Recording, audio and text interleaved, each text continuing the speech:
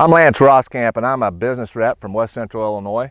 And today I want to just share a few comments and things I've been seeing in soybean fields.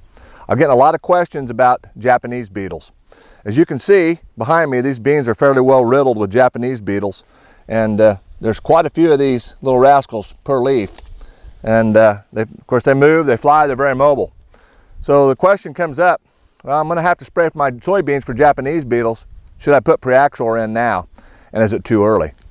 Well, this bean field that I'm in, I pulled a plant up, and we're actually a good solid R2 stage. And if you don't know what R2 is, it's when you can find a bloom in one of the uppermost two nodes on the main stem. So I take this main stem and follow it up, and I go two nodes down, and I have a bloom. So ideally, when we talk about putting Priaxor on, we target R3. R3 is when we find a 3/16 of an inch pod that is actually in the upper foremost nodes. So again, I count my established nodes down 4, and believe it or not, we're not quite there, but we have the formation of a little pod.